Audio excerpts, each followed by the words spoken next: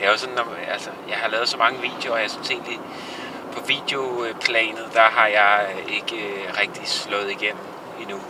Altså, jeg har ikke rigtig fået lavet nogle videoer, som er gode og er blevet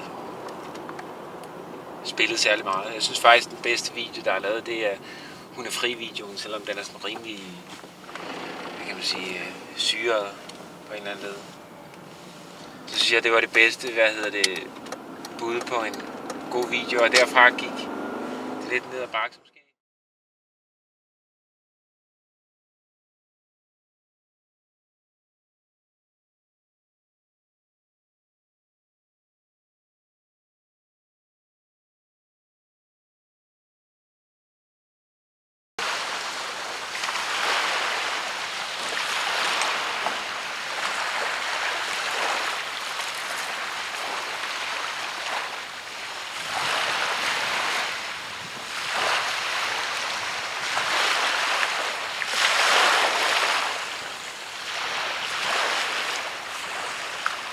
Ja, ikke?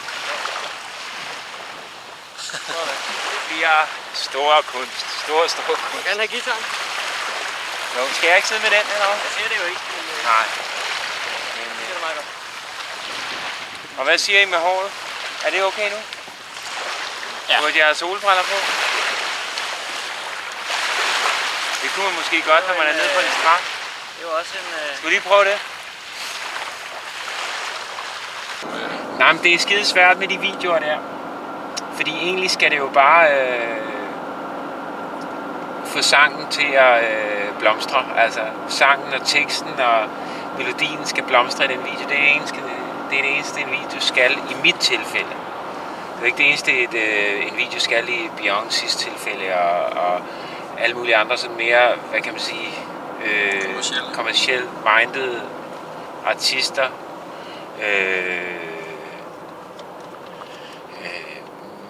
Men i mit tilfælde skal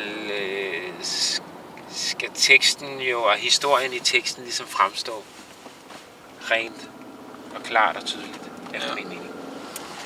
Og derfor så skal der helst ikke ske for meget og for mange historier. Det skal sådan set bare være en performance-video med nogle lidt specielle billeder, synes jeg. Ej, det er fedt med det. Jeg skal starte med det billede der med de trommer der. Det ser da for rådent fedt ud, mand. Så hvidvink ude her. Ja, ikke? Jo, det gør det. Helt hvidvink.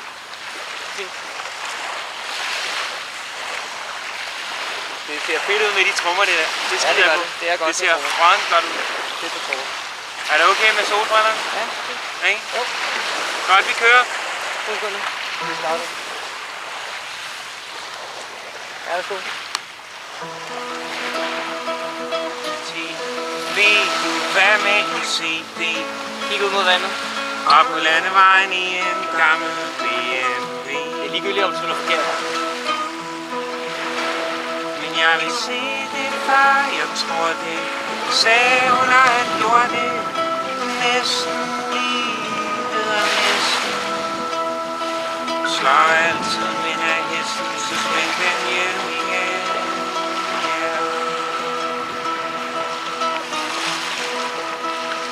Jeg vil se det far, jeg tror det. Sagde hun, at han gjorde det. Næsten livet og næsten.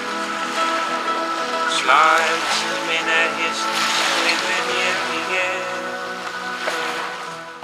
Men altså, det er så svært med de videoer der. Jeg har det så svært med det, fordi mine sange er det. Min musik har også haft for eksempel lidt svært ved at komme ind i tv-serier og film og så videre. Generelt er det ikke blevet brugt i sådan en sammenhæng, fordi at det er måske lidt for konkret, altså lidt for leverende, altså historieleverende og lidt for altså der er ikke så meget luft omkring mine sange. De er meget konkrete og direkte, ikke? Og lyriske vel egentlig også. Jamen altså, de har ligesom en historie, som ligesom er det. Altså, for så vidt burde jeg egentlig bare sidde på en stol i et sort rum og synge i en video, ikke også? Men det det tror jeg også bliver lidt for kedeligt, ikke? Men det kunne da godt være, at man skulle lave sådan noget også, altså fordi at jeg ved sgu ikke, hvor meget sådan noget her det egentlig fungerer, altså.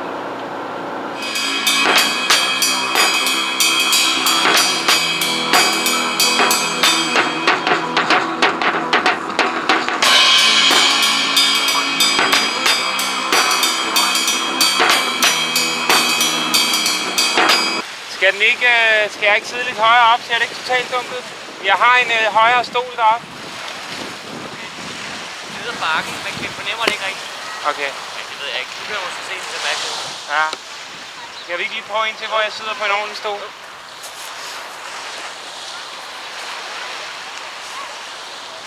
Skal vi, mens jeg lige finder den, skal vi så stille lidt op til det der udvalg? Ballonshow. Ballonshow?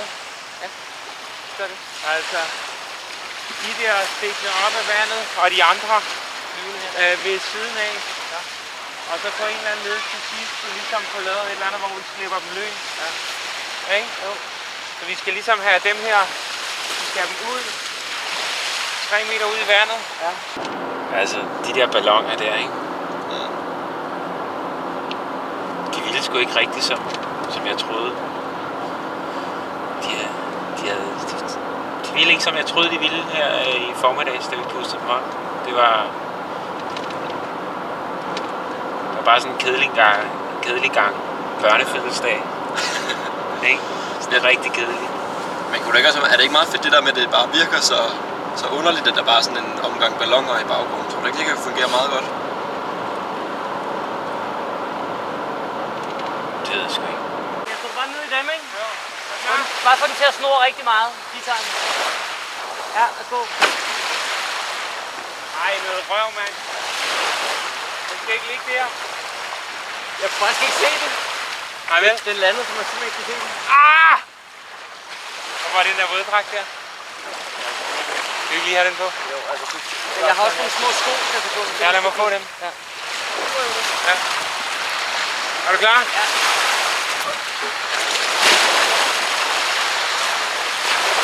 Du er ikke den sidste. Prøv at se, det er jo mange af dem der ligger, de er jo ved at være døde for helium, og så er de våde, og sådan, så kan de ikke flyve. Bare tag de her, der flyver.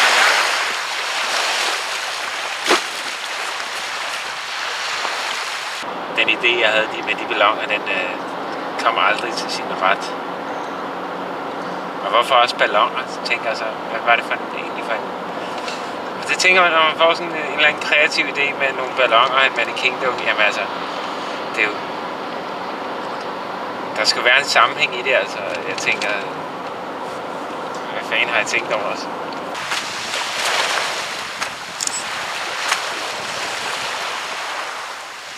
Hold kæft, so much for, hvad hedder det, Mr. Hvad hedder han nu? Mr. Balloon Man. So much for Tarantino. Så havde han fået nok af hende. Vi trækker stikket ud, bare en måned i opbrud. Vi ligger også være fint for dig, skat. Ikke at han havde valgt sin tøs i blinde,